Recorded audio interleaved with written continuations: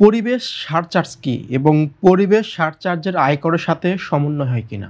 পরিবেশ সারচার্জ হলো যে প্রাইভেট গাড়ি যদি থাকে, প্রাইভেট মোটর কার, যেটা একাধিক মোটর কার থাকলেই আপনার হলো এটা bus, mini bus, truck, human hauler, motor cycle, এগুলো না, যে প্রাইভেট মোটর কার যেটি সেটা যদি একাধিক থাকে তাইলে পরিবেশ সারচার্জ প্রয়োগ হয়।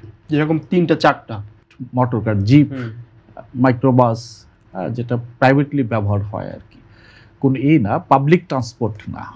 অনেক সময় দেখা যায় যে একজন আসলে কর্মকর্তার একটা থাকার কথা, সেখানে তার 4টা আছে। এটাকে ডিসকারেজ করার জন্যই যে বিষয়টা সেটা হচ্ছে যে মানে পরিবেশ সারচার্জ আরোপ করা হয়েছে এবং এটি হচ্ছে যে 25,000 থেকে 3.5 লাখ টাকা পর্যন্ত। 1500 সিসি হলে পরে 1500 সিসি যদি একাধিক গাড়ি থাকে তাহলে 25,000, 15 সিসি থেকে 200 সিসি হলো 50,000, এরকম আর কি। আপনার সর্বশেষ হলো 3,500 সিসির বেশি হলে সিসি হলে পরে 3.5 লক্ষ টাকা। এটা হলো পরিবেশ সারচার্জ। তো পরিবেশ সারচার্জটা এটা ট্যাক্সের সাথে সমন্বয় হয় না আপনার, অর্থাৎ এটার আলাদাই ট্যাক্স দিতে হবে, সারচার্জ দিতে হবে। এটা কোনো ট্যাক্সের সাথে ট্যাক্স অ্যাডজাস্টমেন্ট হবে না।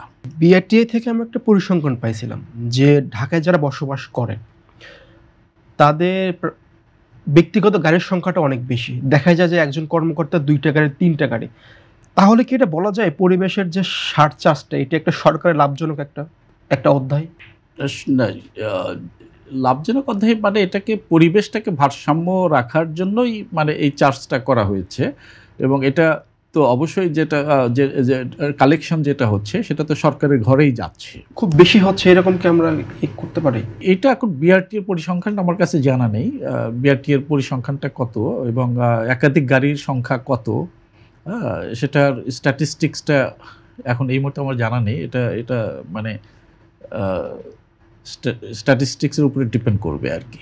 একজন করদাতা মানে এখানে এই জায়গাটাতে একটা বিষয় সেটা হচ্ছে যে একাধিক গাড়িটাকেই মানে যেন মানে মানে নিরুৎসাহিত করার জন্যই, কারণ হলো বাংলাদেশ যখনই গাড়ি চলে তখন তো আসলে পরিবেশ দূষণ হয়।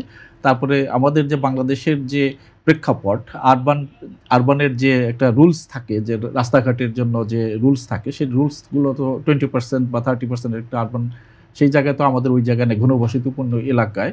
তো যার জন্য হচ্ছে কি এইটাকে মানে নিরুৎসাহিত করার জন্য সারচার্জটা আরোপ করেছে। এটা একটা ভালো কথা। সারচার্জ যারা এটা আরোপ করছে আমরা দেখি যে সংশ্লিষ্ট ব্যক্তিদেরই তো 3-4টা করে কার। তারা তো যদি 3টা থাকে বা 2টো থাকে তাহলে তো অবশ্যই সারচার্জের মধ্যে যেহেতু আইনে সে তো পার পাবে না, তাকে দিতেই হবে। সারচার্জ যদি না দেয় সেক্ষেত্রে আসলে কি কোনো দণ্ড আছে কিনা?